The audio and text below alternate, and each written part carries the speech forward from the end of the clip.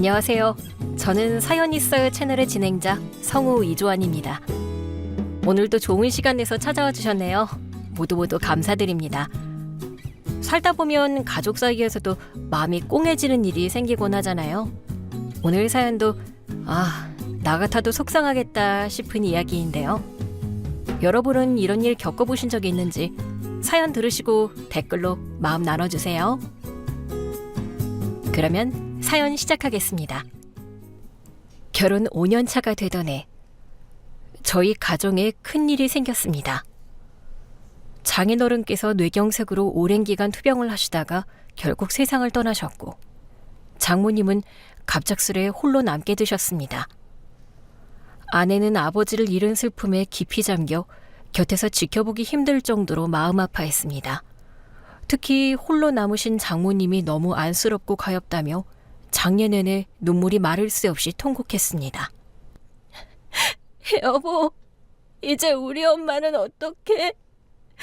혼자 어떻게 살아? 물론 많이 힘드시겠지만 그래도 곁에 우리가 있으니 잘 이겨내시겠지. 여보, 그런 위로 말고 그냥 우리가 엄마를 모시고 살면 안 될까? 엄마 집 조금 있으면 전세 계약 만료야. 그러니까 우리 집으로 모셔와서 같이 살자. 응? 뭐? 장모님을 모시고 살자고? 우리 엄마 저렇게 혼자 두는 거 너무 불쌍하잖아. 안 그래도 외로움 많이 타시는데 혼자 계시면 얼마나 힘들고 무섭겠어. 우리 엄마는 살림 잘하시니까 우리랑 같이 살면 엄청 편하기도 할 거야. 그러니까 같이 살자. 왜 대답이 그래? 당신은 싫은 거야?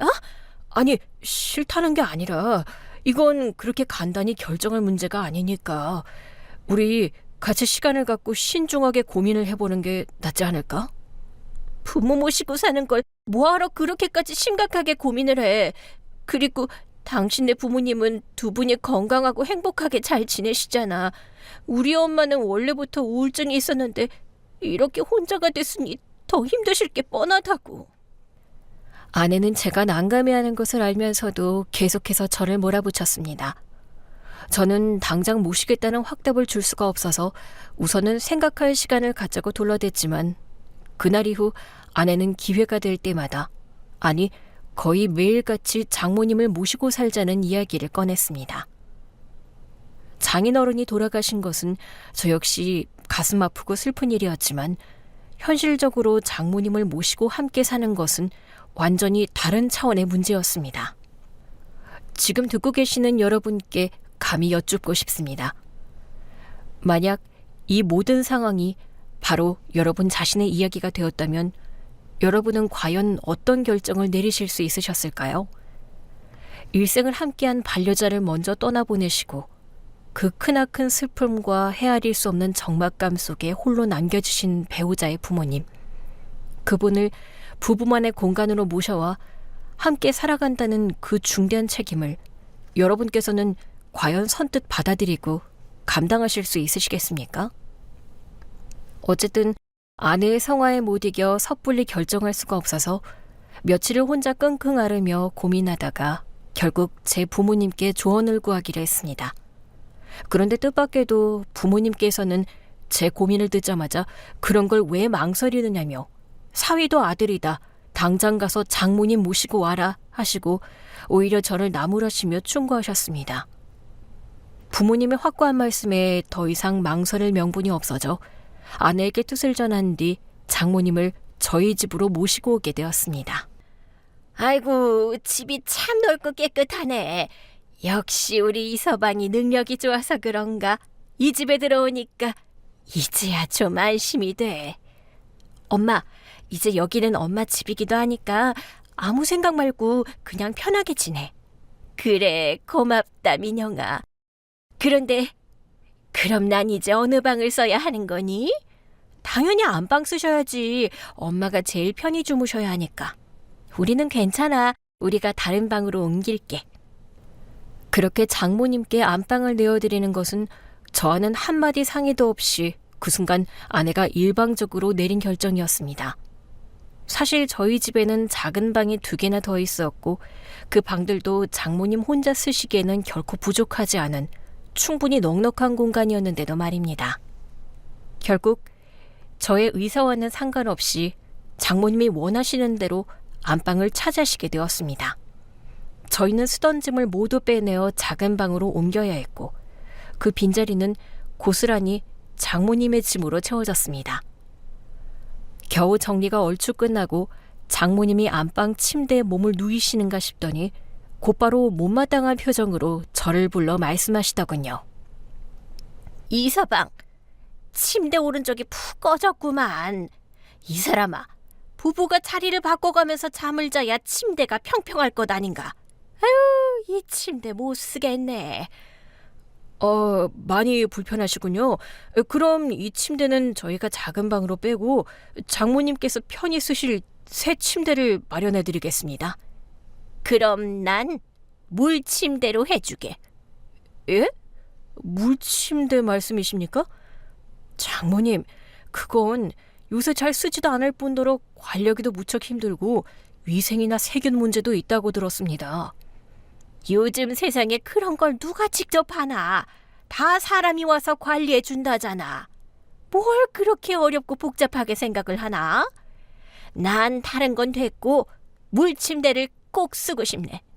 그리고 기왕이면 안마 의자도 침대 옆에 하나 놔주게.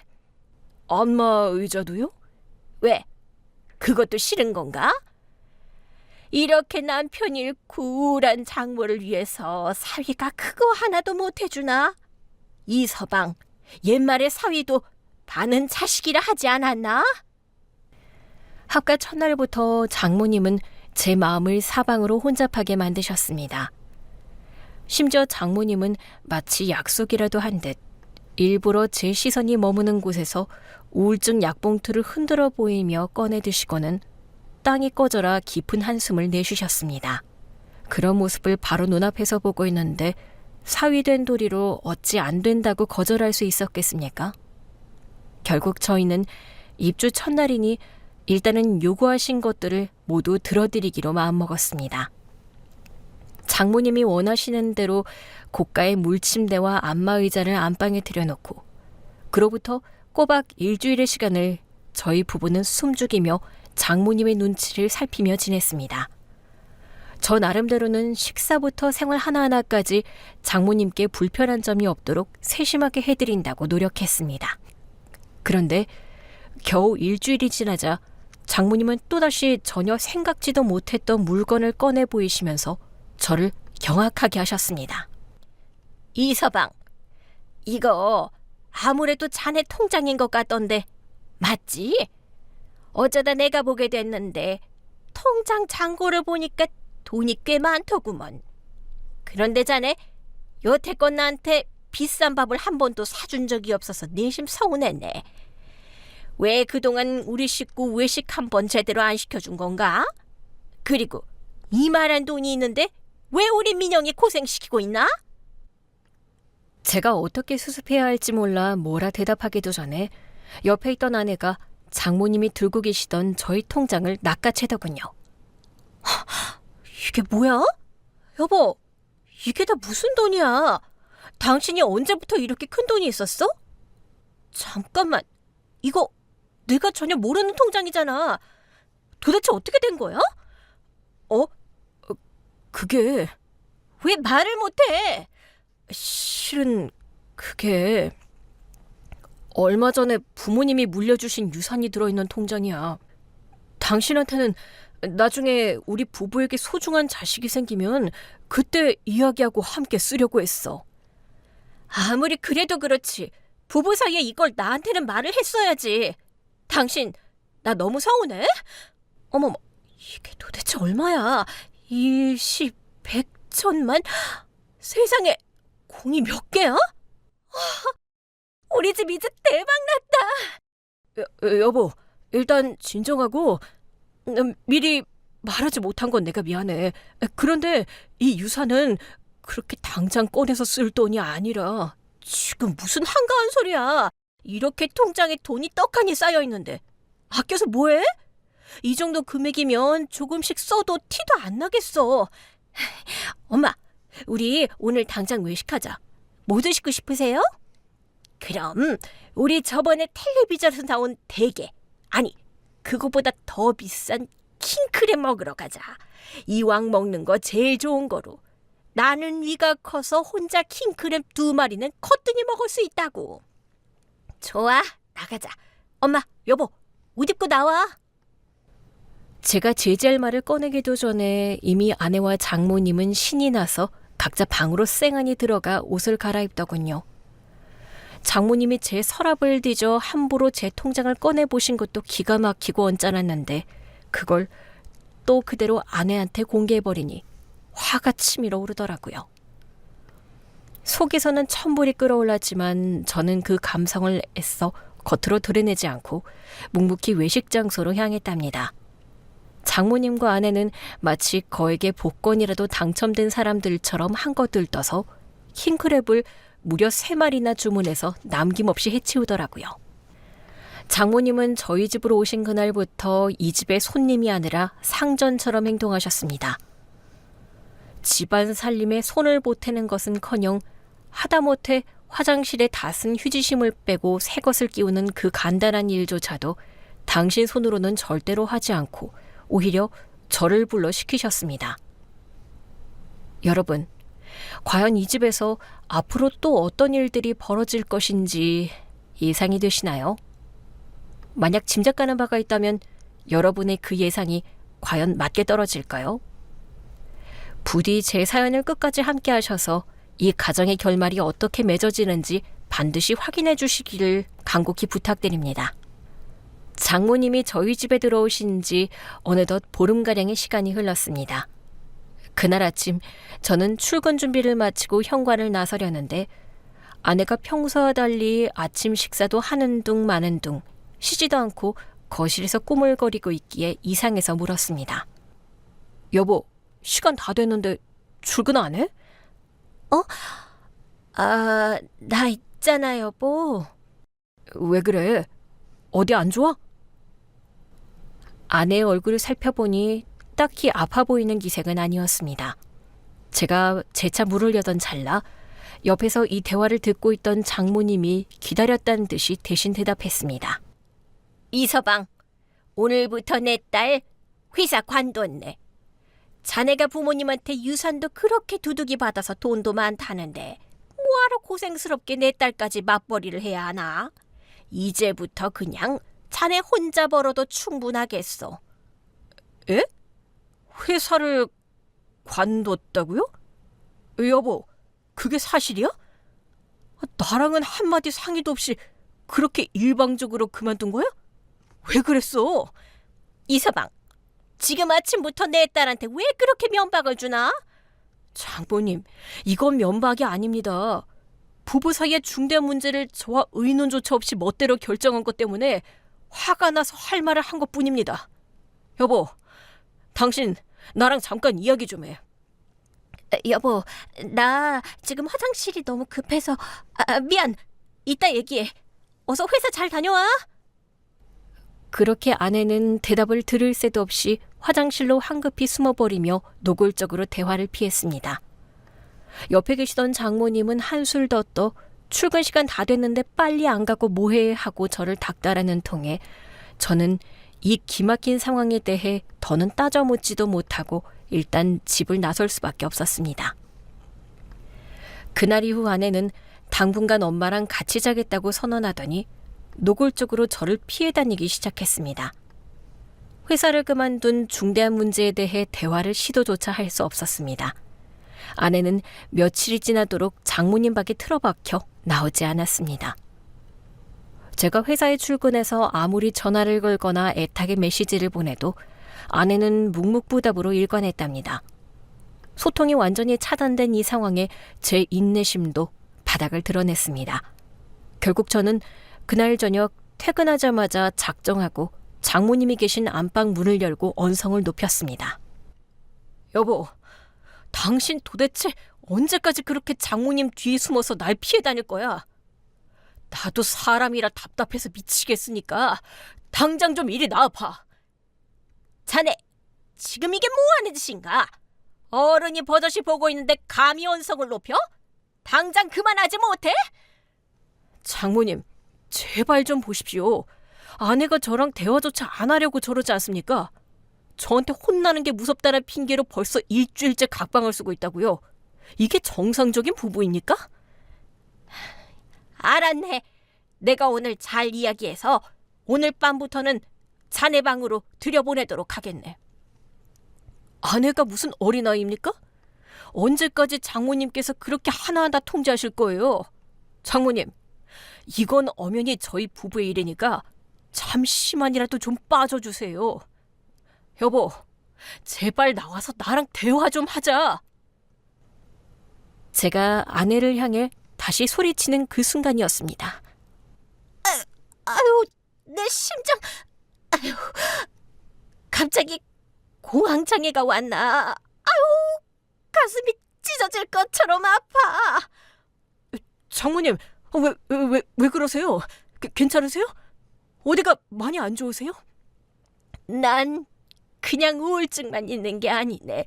이 공황장애까지 같이 있어서 간혹가다 이렇게 심장이 놀라곤 한다네.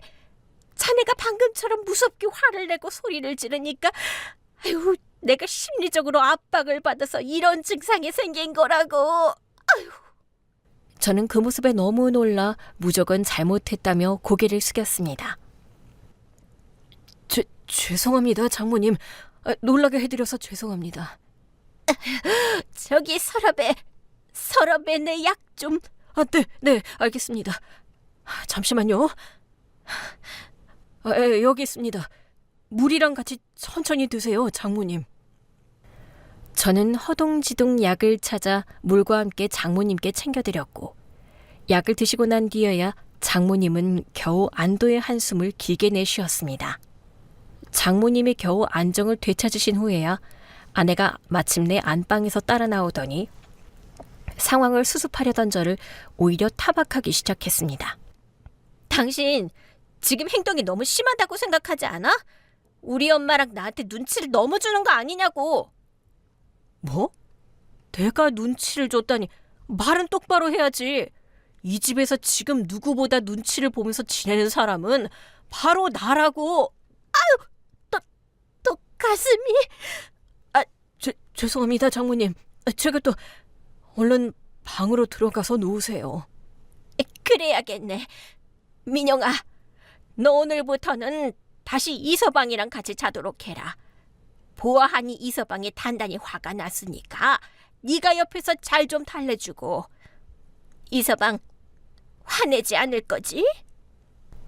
장모님이 그렇게 힘겹게 안방으로 들어가시자마자 기다렸다는 듯이 윙하고 안마의자가 작동하는 묵직한 진동 소리가 거실까지 들려오더군요. 아내는 그제야 마지못해 저를 따라 작은 방으로 와서 제 옆에 앉았습니다. 저는 아내가 말 한마디 없이 퇴사한 일을 따지지 않기로 하고 말했어요. 됐다. 어차피 이미 벌어진 일이고 더 말해봐야 장모님만 놀라실 테니 회사 관둔 걸로 이제 더는 뭐라고 안 할게. 그래. 그게 끝이야? 당신은 나한테 조금도 미안하지 않아? 알았어. 미안하다고. 그럼 이제 됐지? 됐다. 이 상태로 더 대화해봤자 장모님 또 쓰러지실 것 같고 괜히 서로 언성만 높아질 게 뻔하니 그만두자. 아니, 내가 무슨 죽을 죄를 지은 것도 아닌데 왜 자꾸 언성을 높이려고 해? 당신 그깟 유산좀 받아서 부자 됐다고 내가 일 좀 관둔 거 가지고 이렇게까지 사람을 꼽주는 거야? 지금 회사를 그만둔 게 문제가 아니잖아. 부부 사이에 그렇게 중요한 일을 나한테 단 한마디 상의도 없이 당신 멋대로 결정해버린 거. 그 배신감에 화가 나고 서운하니까 이러는 거 아니야. 됐다. 그만 이야기하자. 제가 그만하자고 했더니 아내가 다리를 꼬면서 말하더군요. 당신 오늘날 건들 생각하지 마. 알다시피 요즘엔 부부끼리도 허락 없이 부부관계 맺는 거 그거 범죄인 거 알지? 참나, 내가 언제 당신을 건든다고 했어? 일주일 동안 각방 썼으니까 오늘 엄청 땡길 거 아니냐고. 갈수록 말하는 게 왜 그 모양이냐? 됐다. 당신 손끝 하나 안 건들 테니까 걱정 말고 편하게 주무셔. 뭐야? 당신 날 보고 아무렇지도 않아? 손끝만 스쳐도 흥분하던 남자가 웬일이래? 됐거든? 나도 감정 있는 인간이야. 이런 기분에 당신과 뭐가 하고 싶겠어. 그냥 등 돌리고 자자. 결국 아내의 일방적인 퇴사 사건은 이런 식의 말도 안 되는 대화를 끝으로 흐지부지 묻혀버리고 말았습니다.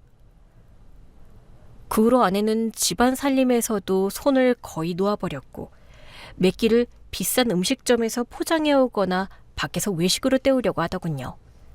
이런 생활이 반복되자 이건 아니다 싶어서 하루는 아내를 불러 이야기했습니다. 여보, 우리 이제 정신 좀 차리자. 요즘 당신 씀씀이가 너무 해퍼졌어. 너무 사치스럽게 지내는 것 같아. 돈도 있는데 좀 쓰면서 살면 어떻다고 잔소리야. 아, 그나저나 말이 나와서 말인데 당신 그 유산 들어있는 통장 그거 도대체 언제 나한테 넘길 거야? 이제 내가 관리할 테니까 이리 넘겨줘. 뭐? 지금 그 통장을 통째로 나한테 달라는 거야? 뭘 그렇게 새삼스럽게 놀라고 그래. 당신보단 내가 훨씬 야무지게 재테크 잘할 자신 있으니까 나 믿고 넘겨달라고. 그건 그렇게 쉽게 결정할 문제가 아니야. 생각할 시간을 좀 줘. 아니, 부부 사이에 그걸 뭘 그렇게 어렵게 생각하고 말 게 어디 있다고 그래? 이건 우리 부모님이 나에게 물려주신 소중한 유산이야. 이 돈을 아무 계획 없이 허투루 쓰고 싶은 마음은 초도 없다고. 허투루? 그럼 지금 나한테 그 통장을 맡기면 내가 그 큰 돈을 함부로 막 써버릴 거라는 이야기야? 지금 말 속에 뼈가 있어? 당신이 그렇게 듣고 서운해하든 화를 내든 어쩔 수 없어. 솔직히 말해서 난 지금의 당신 모습을 봐서는 이 통장을 넘겨줄 마음이 전혀 생기지 않아. 헐, 기가 막혀서 어이가 없네? 그래, 좋아. 어디 혼자서 그 돈 많은 통장 꼭 껴안고 평생 잘 살아봐. 내가 만약에 이대로 집을 나가버려도 그래도 그 통장 안 줄 거지? 안 줘. 저는 아내가 돈 문제를 가지고 집을 나간다는 말까지 서슴없이 하는 것을 보고 이 유산이 든 통장만큼은 절대로 맡기면 안 되겠다는 확신이 오히려 더욱 강하게 들었습니다. 장모님이 저희 집에 들어와 지내신 지 어느덧 2달이 훌쩍 지나도록 저희 집의 가정 살림은 예전의 모습을 완전히 잃고 제대로 돌아가지 않았습니다. 제가 그 요슨 통장을 생활비로 쓰겠다고 단 한 번도 허락한 적이 없는데도 아내와 장모님은 마치 그 돈이 이미 자신들의 소유가 된 것처럼 계속해서 사치를 부리더라고요. 값비싼 레스토랑에서 외식을 하고 백화점에서 명품 쇼핑을 하는 것이 어느새 그 모녀의 주된 취미이자 하루의 가장 중요한 일과가 되어버렸습니다. 그래도 아직까지는 아내가 본인의 카드로 그 비용을 감당하고 있었기에 저도 더 큰 갈등을 피하고자 애써 모른 척하며 크게 제지하지 않았습니다.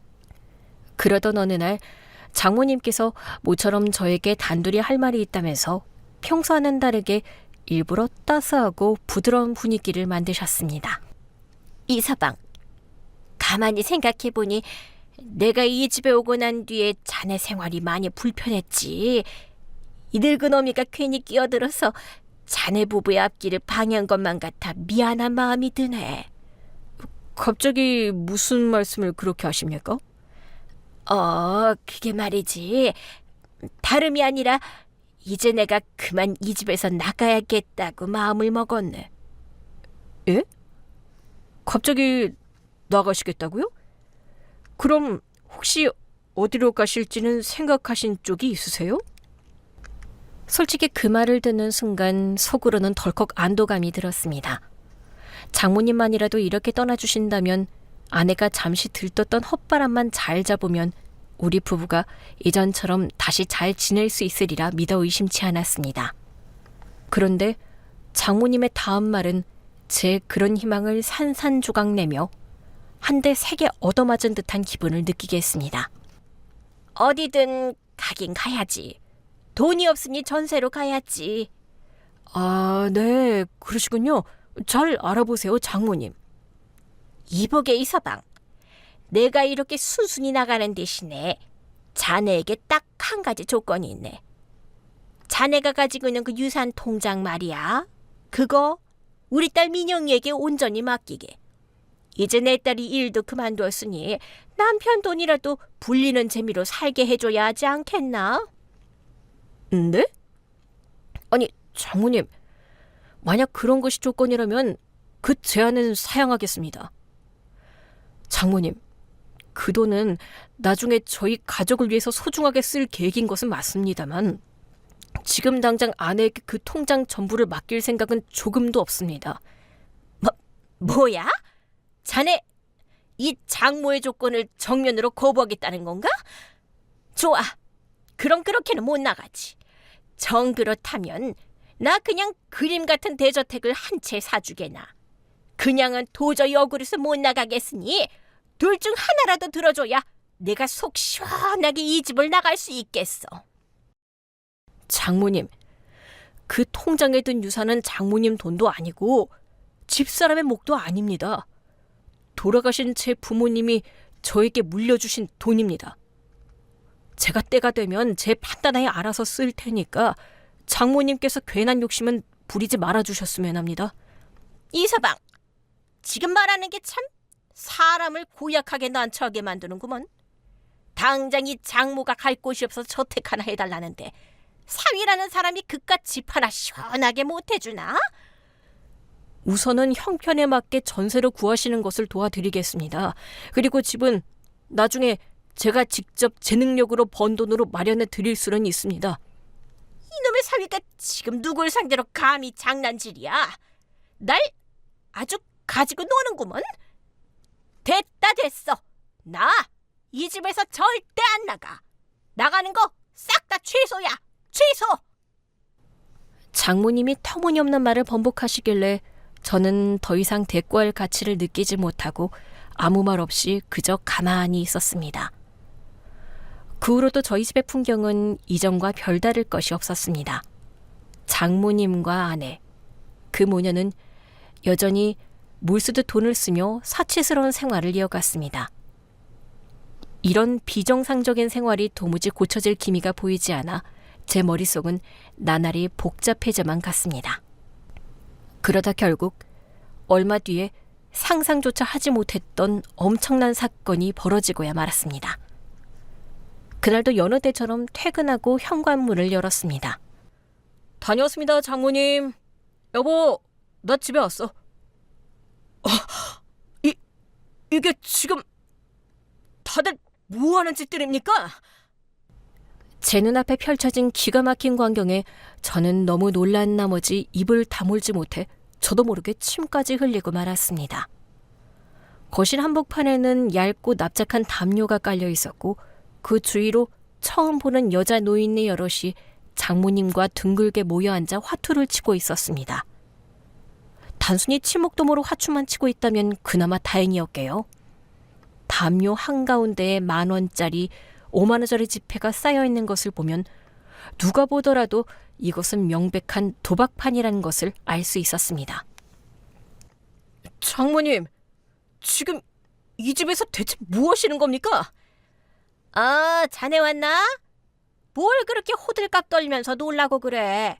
오랜만에 친구들 불러서 그냥 가볍게 놀이 좀 하는 거야, 놀이.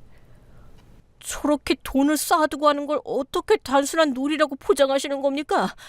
당장 그만두시지요. 이보게, 나 지금 돈을 꽤 잃어서 머리가 지끈거리는데 이 중요한 순간에 감히 판을 접으라고? 이서방, 지금 우리를 방해하는 건 이 장모에게 엄청난 불효를 저지르는 것이니 조용히 방에 들어가 있게나. 저는 치밀어 오르는 분노를 참지 못하고 제 머리채를 거칠게 잡아뜯으며 속의 우라를 아주 조금 쏟아냈습니다. 설마 하는 마음에 작은 방문을 조심스럽게 열었더니 그곳에서도 요란한 소리와 함께 또 다른 노인 무리가 모여 도박을 하고 있더라고요. 아주 그냥 제 가정을 통째로 불법 도박장으로 쓰고 있는 모양이었습니다. 기가 막혀서 마지막으로 저희 부부가 쫓겨났던 안방문을 열었더니 그곳에는 또 다른 낯선 여자 노인이 장모님의 그 비싼 안마의자에 파묻혀 덜덜 떨면서 누군가와 다급하게 통화를 하고 있었습니다. 그야말로 아수라장이란 단어가 머릿속을 스치더군요. 이런 개판인 상황을 더는 눈뜨고 보고만 있을 수가 없었습니다. 이 미쳐 돌아가는 상황을 단번에 바로잡기 위해 제가 지금 당장 해야 할 행동을 떠올려 보니 그것은 신고밖에는 없다는 결론에 다다랐습니다. 저는 곧장 휴대전화를 꺼내 112를 눌렀습니다. 여보세요? 지금 가정집에서 불법 도박이 이루어지고 있어서 신고를 하려고 합니다. 이서방, 자네 지금 제정신인가? 미쳤어? 감히 어딜 신고해? 지금 뭐하는 짓이야? 당장 그 전화 안 끊어? 여보세요? 네, 그렇습니다.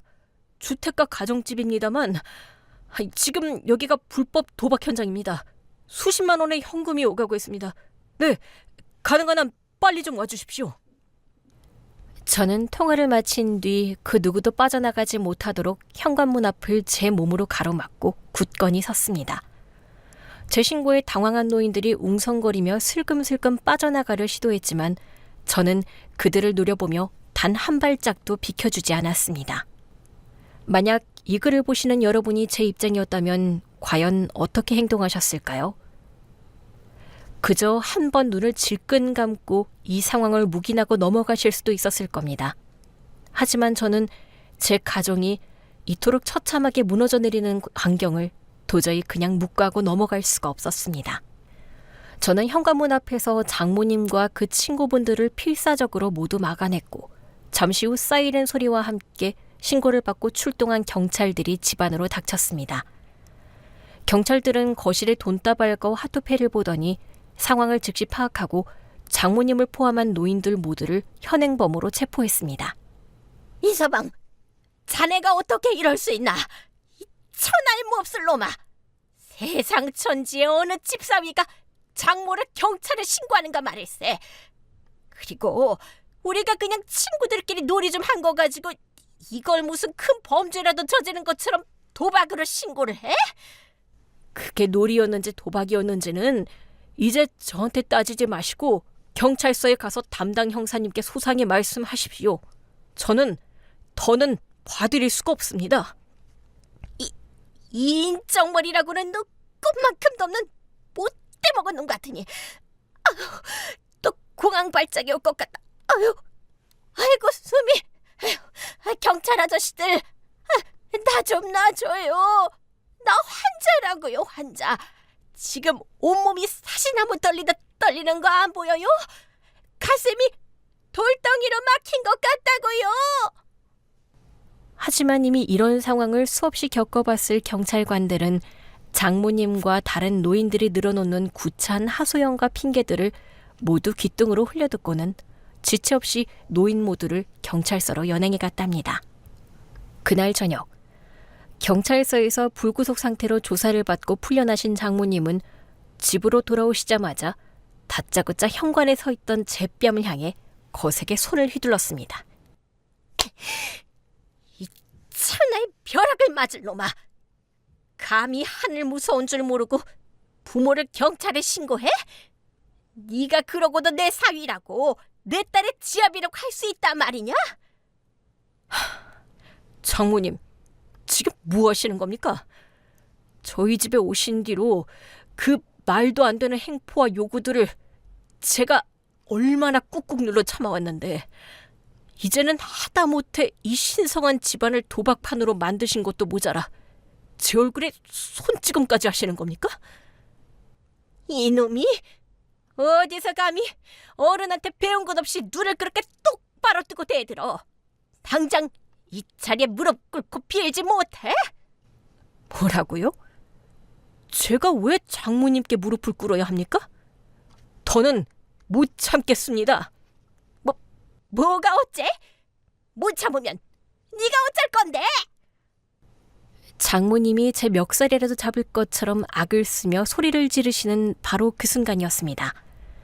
아마도 경찰서에서 풀려나신 장모님께 급히 연락이라도 받고 돌아온 모양인지 마침 바깥에 놀러 나갔던 아내가 현관문 비밀번호를 누르고 집 안으로 들어섰습니다. 엄마, 괜찮아? 어떻게 됐어? 경찰서에서는 그냥 가래? 아니면 또 오래? 아이고, 우리 민영이 왔구나. 들어보니까 나중에 벌금형으로 아마 떨어지게 될 거래. 다들 초범이고 무엇보다 노인들이라는 점을 감안해서 그 정도로 될 것 같다고 하더란다. 내가 친구들이랑 그냥 심심해서 재미삼아서 화두 좀 친 걸 가지고 저 내열한 이서방이 기어코 경찰에 신고를 해서 우리 모두 1,000만 원 이상 벌금을 깨지게 생겼다. 억울해 죽겠어. 속 터져. 당신 도대체 무슨 생각으로 일을 이 지경으로 만든 거야? 뭐? 당신도 지금 이 모든 상황이 장모님의 잘못이 아니라 신고한 내 잘못이라고 말하는 거야? 엄마가 방금 그랬잖아. 그냥 친구들끼리 재미삼아 논 거라고. 누가 요즘 세상에 순수하게 재미로만 화투를 점당 10,000원씩이나 걸고 하냐?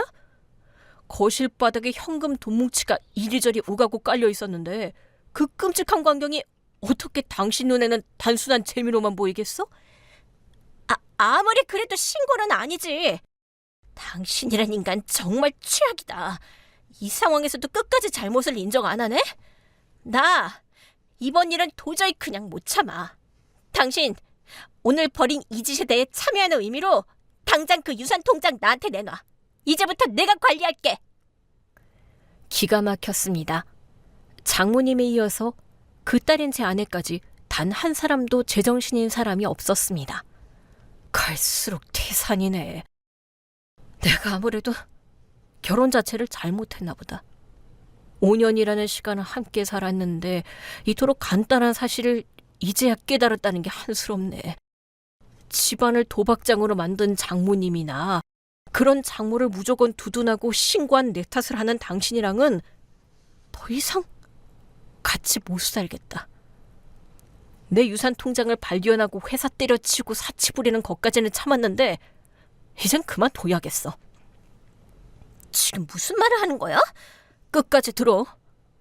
장모님이 이 집에 들어오시고 2달 동안 이 집에서 별의별 꼴을 다 겪으면서도 어떻게든 가정을 지켜보려고 참아왔는데 오늘 당신들 행동을 보니 내 마음이 확실하게 좁혀졌네. 우리 이쯤에서 그만 헤어지자. 이혼하자고. 장모님이랑 당신 짐 챙겨서 이 집에서 나가. 아니, 이 사람이 진짜 돌았나? 여보, 갑자기 이혼이라니. 진짜 1억이야? 잠깐만, 진정하고. 가만 생각해보니까 오늘 일은 엄마가 잘못했네. 엄마 뭐해? 빨리 이서방한테 사과해. 그런 것도 같네. 이서방, 내가 정말 미안하네. 내가 생각이 짧았어. 앞으로는 절대로 집에 친구들 같은 거 데려오지 않겠네. 화 풀게. 아이고, 내 가슴이 또 막힌 것 같은 기분이 드네. 제가 이혼이라는 카드를 꺼내 들자 방금 전까지만 해도 기세등등하던 2 사람은 언제 그랬냐는 듯 꼬리를 내리며 사과를 하더군요. 순식간에 태도를 바꾸는 2 사람을 보며 제가 어떻게 이 상황을 매듭지어야 할지 잠시 고민했습니다. 저는 장모님과 아내를 거실 소파에 나란히 앉혀두고 이번이 마지막이라는 심정으로 단호하게 경고했습니다. 장모님, 그리고 여보, 제 말을 들으셔야 합니다. 앞으로는 이 집의 기본적인 살림이라는 것을 좀 책임지고 해주셨으면 합니다. 지난 2달 동안 아내 카드로 분수에 맞지 않게 돈을 써왔는데 이제는 그런 비정상적인 생활은 그만 정리하고 다른 집들처럼 평범하게 지냈으면 좋겠습니다. 여보, 당신 말이 무슨 뜻인지 알겠어. 당신 말대로 할게. 내일부터 내가 장도 보고 밥도 하고 앞으로 우리 집 살림 내가 잘할게. 나도 잘하겠네, 이서방. 앞으로는 절대 사고 안 치고 얌전히 지내면서 자네들 밥이라도 챙기면서 집안 살림 거들겠네. 제발 해줬지만 말게나. 좋습니다. 하지만 다시는 오늘 같은 일이 이 집에서 일어나서는 안 됩니다. 약속해 주세요. 그러자 장모님은 물론이고 아내까지 고개를 세차게 끄덕거리면서 다시는 저를 실망시키지 않겠다고 약속했습니다. 저는 온전히 믿지는 못했지만 일단은 한 발 물러나 마지막으로 한 번 더 기회를 드리기로 했습니다. 그렇게 저희 세 사람은 위태로운 동거를 다시 이어가 보기로 했답니다. 그 주 내내 아내와 장모님은 제 앞에서 어떻게든 노력하는 모습을 보여주려고 부단히 몸을 움직였습니다. 솔직히 말해 두 사람의 행동은 다소 어색해서 오바스럽다는 느낌을 지울 수는 없었습니다. 어쨌든 이전과는 비교도 안 될 만큼 밥을 하고 청소를 하는 등 살림을 챙겨주시는 것 같았습니다. 무엇보다 다행인 것은 그 일주일간 두 사람 모두 저에게 다시는 그 지긋지긋한 유상통장 이야기를 꺼내거나 다른 불편한 요구를 하지 않았다는 점입니다. 저는 그 위태로운 평화 속에서 그렇게 일주일을 비교적 편하게 지냈습니다. 하지만 그 평화는 오래가지 못했습니다. 며칠 뒤, 평일 오후에 회사에서 정신없이 근무를 하던 중 제 휴대전화로 낯선 은행 번호의 전화 한 통이 걸려왔습니다. 네, 여보세요? 네, 고객님 안녕하십니까? 지금 대리인의 계좌이체 요청건으로 본인 확인차 연락드렸습니다. 잠시 전에 아내분께서 고객님의 신분증과 관련 서류를 전부 가지고 창구에 방문하셔서 대리로 계좌이체 3억 원을 해달라고 요청하셔서요. 금액이 크기 때문에 저희가 마지막 확인차 전화를 드렸습니다. 아내분께 이체를 위임하신 것이 맞으십니까? 아니요? 위임이라뇨? 절대로 아닙니다. 지금 당장 중단해 주십시오. 제 통장에 절대로 손대지 못하게 막아주세요. 네? 네, 알겠습니다. 고객님, 즉시 거절 처리하겠습니다. 그렇게 전화가 끊어지자마자 저는 온몸의 피가 차갑게 식어내리는 것을 느꼈습니다. 분노보다 더 큰 배신감에 손이 부들부들 떨려왔습니다. 단 1초도 업무가 손에 잡히지 않아 저는 곧바로 상사에게 반차를 내겠다고 통보하고는 주차장으로 달려가 집을 향해 차를 몰았습니다. 이윽고 아파트 주차장에 도착해 끓어오르는 감정을 억누르며 현관문을 열고 들어서자 아니나 다를까 아내와 장모님이 거실 한복판에 나란히 서서 얼굴이 하얗게 질린 채 저를 맞이하더군요. 당신 도대체 오늘 무슨 짓을 하려고 한 거야? 내 신분증이랑 서류를 훔쳐서 은행 창구까지 찾아가? 나 몰래 3억 원을 이체하려고 했어? 여보, 그게 일단 미안해. 정말 미안한데 그런데 나도 어쩔 수가 없었어. 뭐가 어쩔 수가 없는데 남편 통장에 도둑처럼 손을 대려고 한 게 도대체 뭐가 어쩔 수가 없었다는 건데? 실은 그게 엄마가 아무래도 여기서 우리랑 같이 지내는 게 영 불편하다고 하셔서 혼자 편하게 사실 수 있게 시골에 작은 집이라도 한 채 장만해드리려고 그런 거야.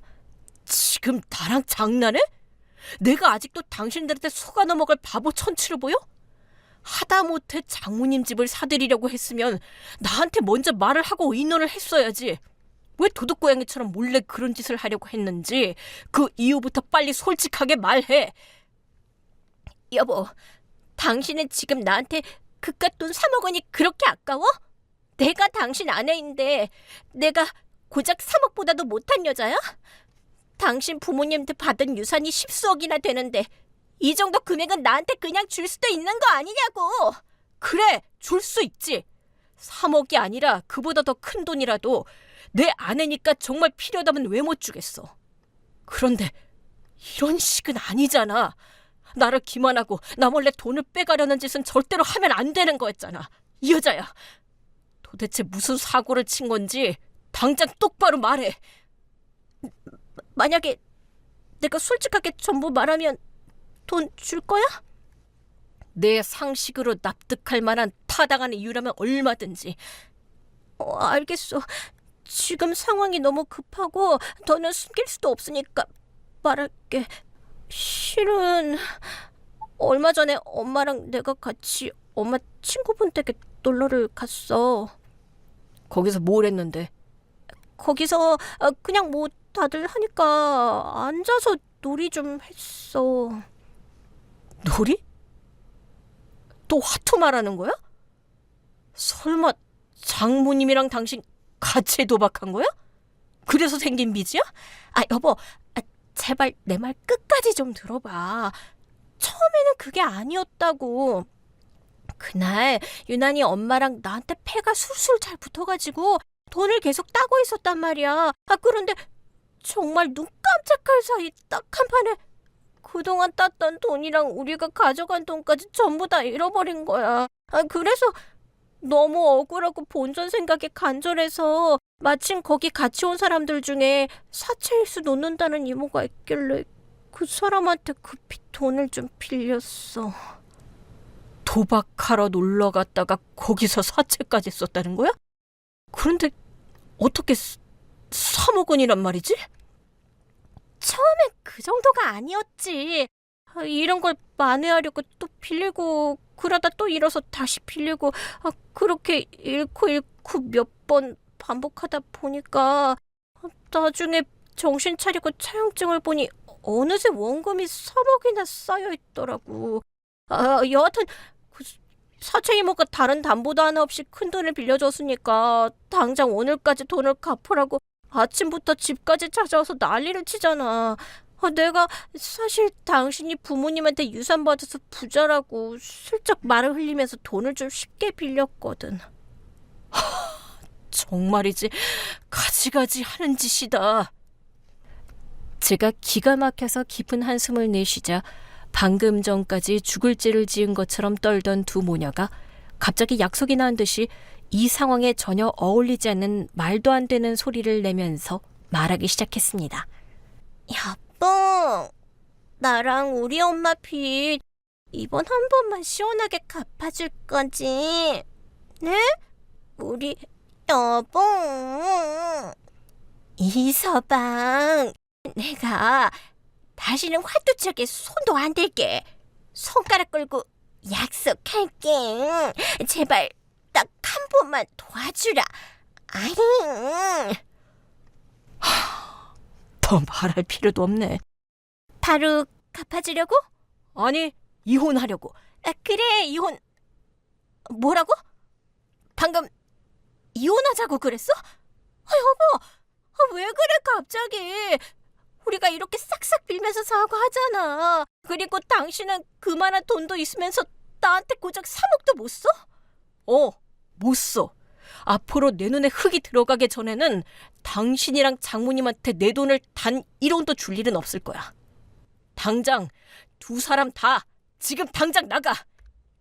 아니 이서방, 자네가 해도 너무하는 거 아니야?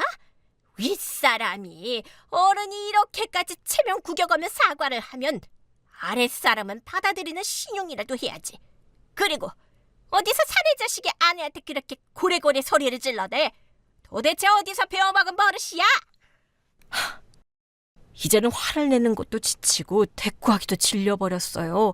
그냥 제발 좀 나가세요. 나가. 둘 다 내 집에서 당장 꺼지라고요. 이서방, 또 그런다. 내 가슴이 답답하네. 갑자기 숨을 못 쉬겠어. 엄마, 괜찮아? 어서 안방에 들어가서 침대에 누워. 자, 내가 부축해줄게. 두 모녀는 아랑곳하지 않고 어떻게든 이 집에서 쫓겨나지 않으려 또다시 그 지긋지긋한 생쇼를 시작하더군요. 아내는 장모를 부축해서 안방까지 후다닥 빨리 걸어서 들어가더니 장모님이 그 비싼 물침대 위로 털썩 눕는 바로 그 순간이었습니다. 갑자기 펑 하는 둔탁한 파열음이 들리더니 순식간에 물침대가 터져버렸습니다. 아우, 이게 무슨 일이야? 물침대 터졌어. 다 젖었잖아. 아이고, 내 허리춤이 아까 그 화투 한 장에 끼어 있었나 봐. 아우, 얼마나 날카로웠으면 침대가 터지냐. 아우, 차가워. 세상에 물 난리 났네. 물 난리가 났어. 이서방, 이거 보게. 자네가 사준 물침대가 영 허접하네.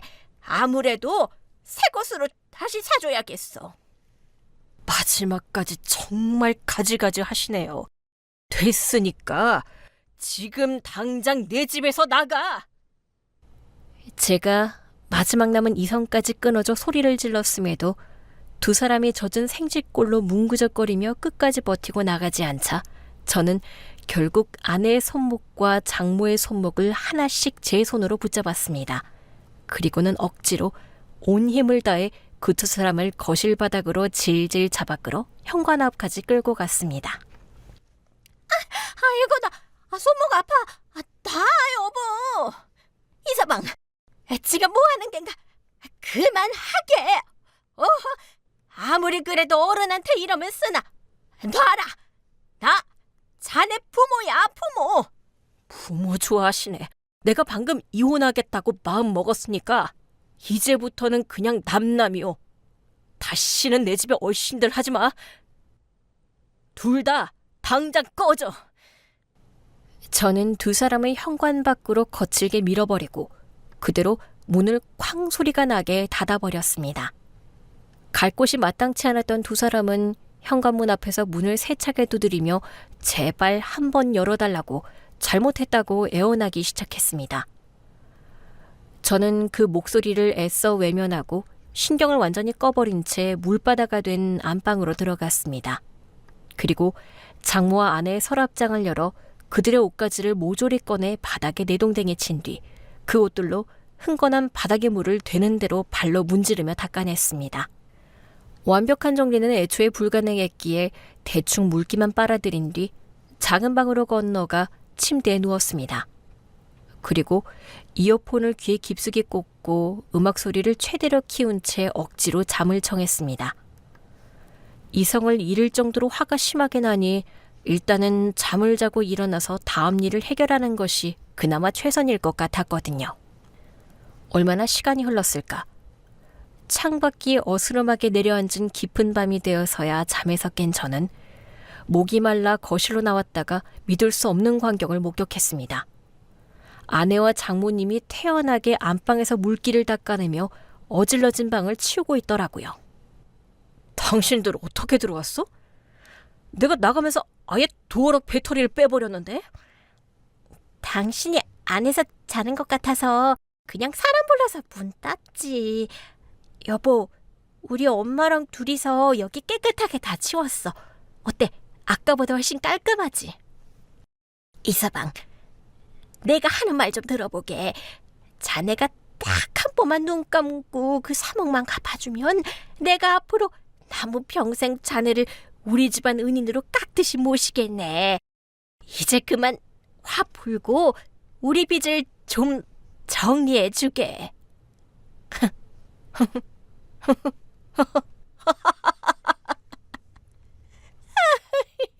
아이고, 우리 사이가 드디어 기분이 좀 나아진 모양이지. 여보, 그렇게 시원하게 웃으니까 나도 좋다. 이제 화가 다 풀린 거지? 이 사람이 지금 제정신이야? 상황 파악이 안 돼? 지금 날 두고 같이 웃어? 이게 지금 사람을 끝까지 조롱하나? 빨리 내 눈앞에서 안 꺼져? 이복의 사위, 무슨 말을 그리 섭하게 하나? 이것보다 더한 소리를 들어야 정신을 차리겠어? 아니면 맷집도 좋다는데 나한테 맷타작이라도 실컷 맞아 이 집에서 나갈래? 이것들을 그냥... 저는 이성을 잃고 옆에 있던 식탁 하나를 두 손으로 잡아 머리 위로 높이 치켜 올려 당장이라도 그들을 향해 던져버릴 것 같은 자세를 취했습니다. 그러자 사태의 심각성을 깨달은 두 모녀가 겁을 잔뜩 집어넣고 비명을 지르며 안방으로 도망쳐 들어서서는 문을 걸어 잠가버리더군요. 5년 함께 산 아내와 가족으로 모셨던 장모. 그 모녀의 추악한 밑바닥을 남김없이 확인하고 나니 그동안 남아있던 신락 같은 미운정마저 완전히 다 떨어져 나가더군요. 더 이상 그들과 한 공간에 있을 수가 없었습니다. 다음날 동해 트기도 전인 이른 새벽에 짐을 챙겨 집에서 빠져나왔고 곧장 회사에 일찍 출근했다가 낮 시간을 이용해 변호사를 찾아가 이혼 소장을 바로 작성했습니다. 그리고 그 서류 봉투를 들고 부동산에 들렀다가 아내와 장모님이 버티고 있는 집으로 다시 찾아갔습니다. 제가 아무 말 없이 차가운 이혼 소장을 건네주자 아내는 서류를 읽어보더니 입에 개거품을 물 것처럼 경악하며 절규하더니 그 자리에 풀썩 무릎을 꿇고 싹싹 빌기 시작하더라고요. 여보, 내가 더 잘못했어. 제발 이러지 마. 당신 정말로 진짜로 나랑 이혼할 생각이었구나. 여보, 나 용서해줘. 제발 이번 딱 한 번만 봐줘. 그리고 그 모습을 지켜보던 장모도 눈치를 살피더니 아내의 옆에 따라 무릎을 꿇었습니다. 이서방, 내 말 좀 듣게. 이 모든 게 다 이 못난 늙은이 나 때문일세. 내가 착한 우리 딸내미를 꼬드겨서 그 망할 놈의 도박판에 들어간 거야. 다 내 잘못이야. 그러니 제발 나만 이 집에서 내쫓게. 우리 불쌍한 딸과는 제발 이혼하기 말아주게. 이 장모가 이렇게 무릎 꿇고 비네. 아니, 나는 지금 이혼을 결심한 내 판단이 내 인생에서 가장 현명한 선택이었다는 걸 방금 또 깨달았어. 어쩌면 당신이 우리 집에 억지로 들어와 살게 되면서 그동안 당신들이 애써 숨겼던 그 추악한 본 모습을 내가 다 목격하게 된 것 같아. 됐어. 이만하면 충분해. 이보다 더한 꼴은 내 눈으로 더는 보고 싶지 않으니까 우리 관계는 여기서 끝내. 여보, 제발 나 버리지 마. 내가 정말 잘못했어. 저건 다 엄마가 날 꼬셔서 내가 어쩔 수 없이 그 망할 놈의 화투짝을 잡게 된 거야. 그러니까 나랑 말고 우리 엄마랑만 이혼해. 정신 나간 기집애야. 지금 엄마더러 사위랑 이혼하다는 게 그게 말이니 막걸리니. 좀 엄마는 제발 입 좀 다물어 봐. 여보, 딱 한 번만 봐줘. 나 당신 아니면 정말 아무것도 못하고 살 자신 없단 말이야. 그래? 좋아. 그럼 두 사람 원하는 대로 여기서 계속 지내. 정말이야? 여보, 마음 바꾼 거야? 아니, 아까 부동산에 이 집 내놓고 오는 길이니까 집이 팔릴 때까지는 지내도 좋아. 어차피 집안이 엉망이고 두 사람 짐도 있으니까 알아서 치워. 나는 오늘부로 본가에 가 있을 테니까 나중에 법원에서 이혼 재판 날짜 잡히면 그날 늦지 않게 잘 맞춰서 와. 여보, 안 돼. 제발 가지 마. 여보. 결국엔 제가 그 지긋지긋한 모녀를 그 집에 버려두고 완전히 나와버렸습니다. 저희 부모님께는 그간 있었던 모든 일을 숨김없이 솔직하게 다 털어놓았습니다.